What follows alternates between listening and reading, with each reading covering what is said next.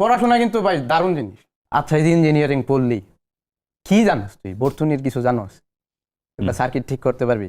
না মামা, এটা আমি এই স্লাইড মুখস্থ করে ইঞ্জিনিয়ারিং পাস করে লিছি। সোসাইটি এই লোকটার এমন ভাবে প্রেশারাইজ করছে, মানে লোকটা একটা অপরাধী, লোকটার একটা অপরাধী বানায় ফেলছে। এই শুধু এই চিন্তা থেকে শেষমেশ ওই লোকটা মানুষের সাথে আর কমিউনিকেশন রাখে না, সে তার মতো থাকে।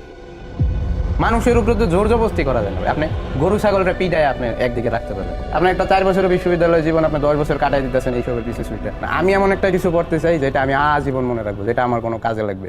অনেক বড় একটা কিন্তু অপচয় জীবনের। আপনার পিক টাইম, আপনার মানে একবারে যে মুহূর্তে আপনার গায়ে শক্তি আছে, আপনার চিন্তা করার আমার ব্রেনটা সুপার অ্যাক্টিভ, ওই মোমেন্টে আপনি এমন কিছু করতেছেন যেটা আপনার হয়তো বা 4 থেকে 5 বছর 6 বছর পরে আপনার লাইফে কোনো কাজে লাগবে না। কোনো প্রোডাক্টিভ কিছু আপনারা দিতেছেন না। আমার অনার্স মাস্টার্স এমফিল করা, আমার সবগুলোতে খুব ভালো রেজাল্ট, কিন্তু আমার কর্মজীবনে জিরো, কোথাও কোনো কাজে লাগেনি। একটা ম্যাথ করো, কইরা যাও, তুমি পাস করছো, A+ পাইছো, লাভ কি আমার? F = m এর এক্সাক্ট অ্যাপ্লিকেশনটা কি?